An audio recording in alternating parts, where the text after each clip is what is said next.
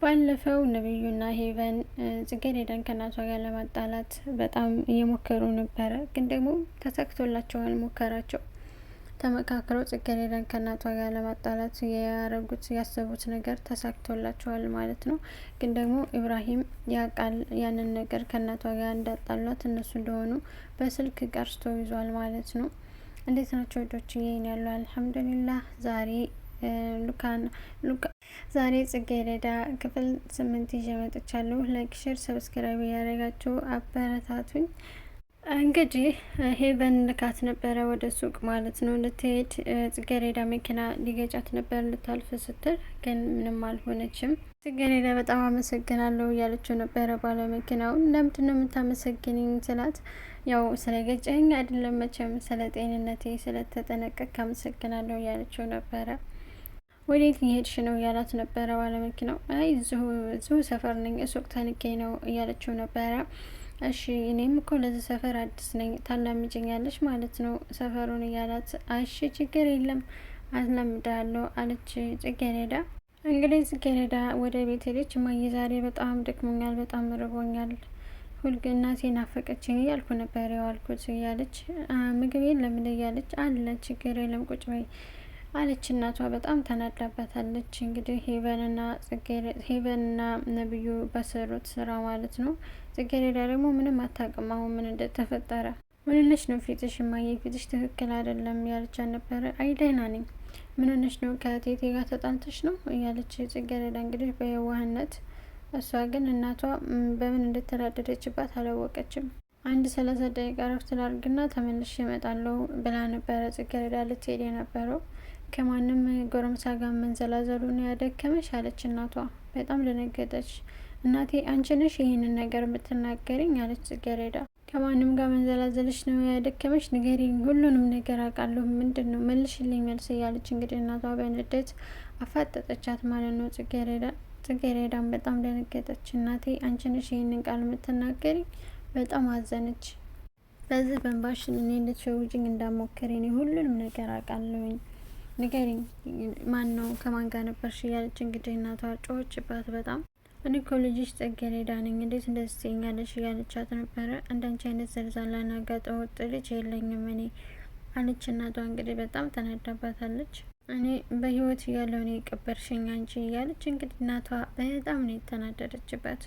አንቺን ለማሳደግ አንገቴን የደፋሁት አንሱ አንቺን አሁን ጥሩ ደረጃ ደርሳለሁ ብዬ በዚህ ነገር አንገቴ ልድፋ እያለች እንግዲህ ለማንኛውም ጎረምሳሽ ሁሉንም ነገር ነግረውኛል። ከኔ ጋር ቁጭ ብለሽ እዚህ ጋር እቃሽን ታጥቢያለሽ፣ ከዛሬ ጀምሮ ምንም አይነት ትምህርት የለም አለቻት እናቷ። ለምን ነብዩ አንስቶ እኔ ፍቅረኛዋ ነኝ ነው ያለው። የዛን ጊዜ አንቺ የተፈጠርሽው እቃ ለማጠብ ነው፣ ለሰራተኝነት ነው፣ ስለዚህ ትምህርት የለም አለች እናቷ። በመኪና ሊገጫት የነበረው ልጅ ቦርሳውን እና መታወቂያውን ጥሎ ሂዶ ነበረ። ጽጌረዳ ደግሞ አንስታው ነበር። ጽጌረዳ ቦርሳ ውስጥ አርጋው ነበር እና ሲወድቅ አየችው እናቷ። ይሄ ነው ጎረምሳሽ አይደለ ብላ ጮኸችባት። ይሄ ነው ፍቅረኛሽ? አላማሽን አስቶ በገላሽ የሚጫወትብሽ ፍቅረኛሽ ይሄ ነው ወይ ብላ እንግዲህ እናቷ በጣም ተናደደችባት። ያንን መታወቂያውን ስላየች ገና ልጅቷ እኮ ገና አዲስ ነው የተዋወቀችው፣ ቦርሳውን ጥሎ ስለሄደ ነው እንጂ አታውቀውም። ጽጌረዳ እማዬ እኔ እውነቱን ነው የምነግርሽ፣ ከዛሬ ውጭ አይቼው አላውቅም አለቻት።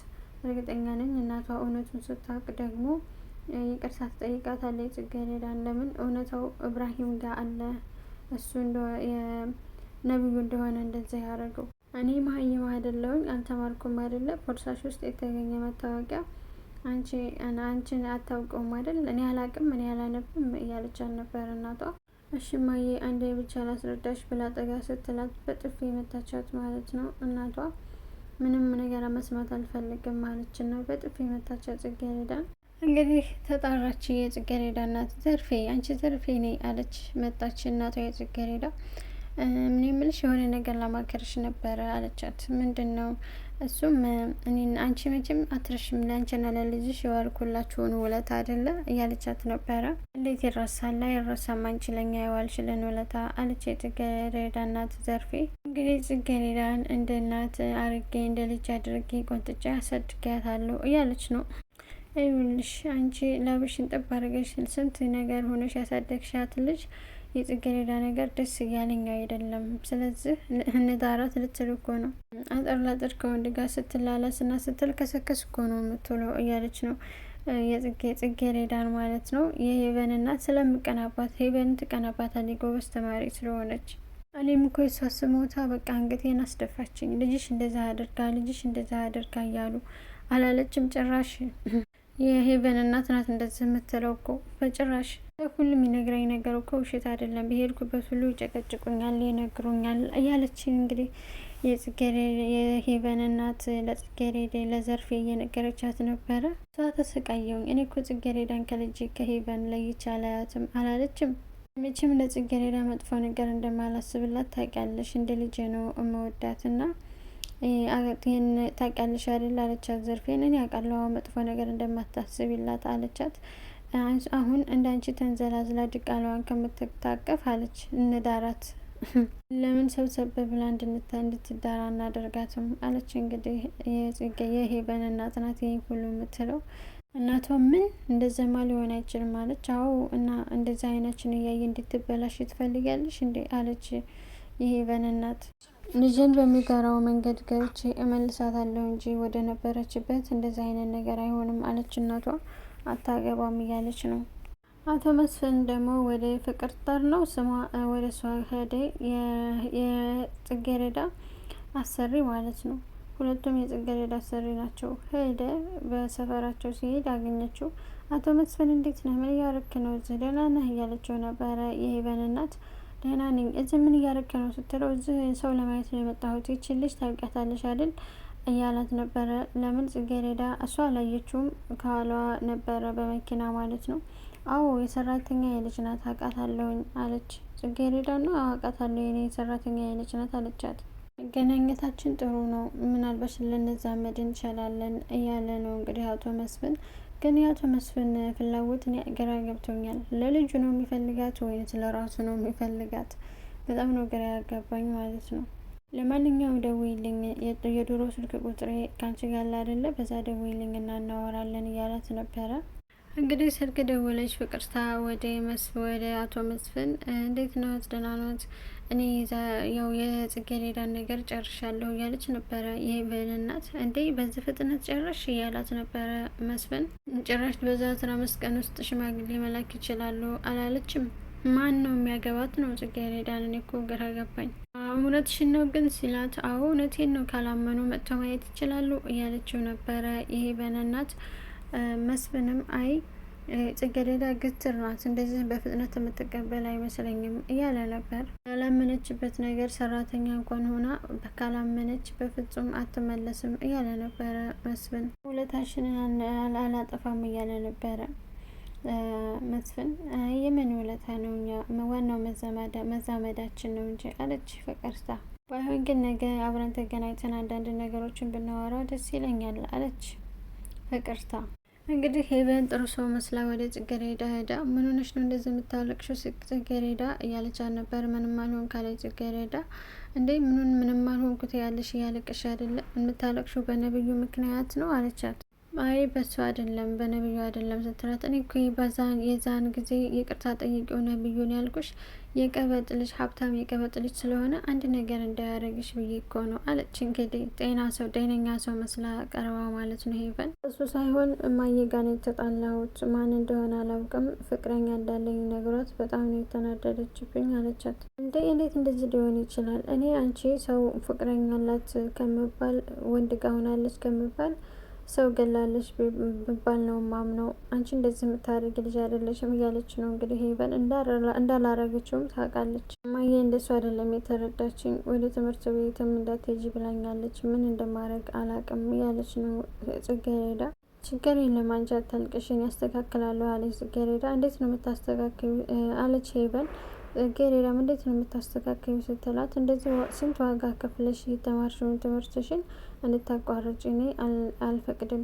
እናትሽን እኔ እቆጣጠራታለሁ እላታለሁ አለች። እኔ እቆጣጠራታለሁ ብዬ አሳምናታለሁ፣ ትምህርትሽን ትማሪያለሽ አለቻት ሄቨን።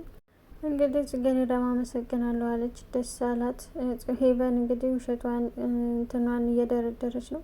ጽጌሬዳ እኔ ብዙን ጊዜ ልናደድ እችላለሁ፣ ግን ደግሞ ደስ የሚል የልጅነት ጊዜ አለን እያለች እየሰበከቻት ነው። ጽጌሬዳ ደግሞ የዋህናት፣ ለሰው መጥፎ አታስብም። አንቺ ለእኔ መልካም ሰው ነሽ እያለች እንግዲህ እያሞገሰቻት ነበረ ሄቨን፣ ጽጌሬዳ ማለት ነው።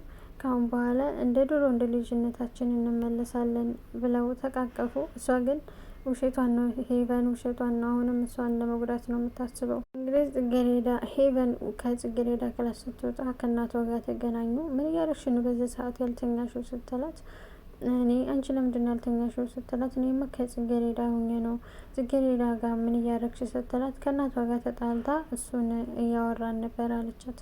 ልታስታርቃቸው ነው ስትላት፣ ኧረ አይደለም ጽጌሬዳ በጣም በትምህርት ጎበዝ ልጅ ስለሆነች ከሷ አንዳንድ ነገሮች ማወቅ ስለፈለግኩ ነው ጽጌሬዳ ክላስ የተገኘሁት አለች ሄቨን። በጣም ጥሩ ደስ ይላል። ካሁን በኋላ እንደውም ጓደኛ አድርጊያት አለቻት የሄቨን እናት። የሄቨን እናት ጓደኛ አድርጊያት አለቻት ጽጌሬዳን። ምን ነው ገረመሽ? ጓደኛሽ መሆን አትችልም ስትላት፣ ትችላለች ግን እንዴት አንቺ እንደዚህ ልትይኝ ቻልሽ ብዬ ነው አለች ሄቨን። ሽምልሽን ብቻ አድርጌ ነገ ደግሞ በጧት የምንሄድበት አለ አለቻት የሄቨን እናት። ጥሩ የጨዋ ልብስ ልበሽ ነገ የምንሄድበት አለን አለቻት እናቷ የሄቨን።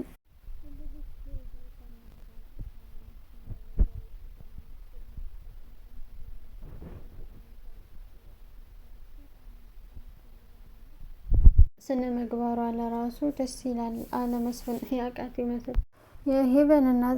ሄቨን እናቷ ልድራት ነው የምፈልገው ከነብዩ ጋር ማለት ነው። ከአባቱ ጋር እየተነጋገረች ነው። ብንድራቸው የኔና ያንተ ልጅ በሀብትም ይመጣጠናሉ በመልክም ደግሞ እያለች ነበረ። በእውነት በጣም የሚደነቅ ሀሳብ ነው። እስቲ እናስብበታለን አለ መስፍን። እንግዲህ ሄቨን እማዬ ጽጌሬዳ ልሄድ ነው እሺ አለቻት። እናቷም እንዳኮረፈቻት ናት።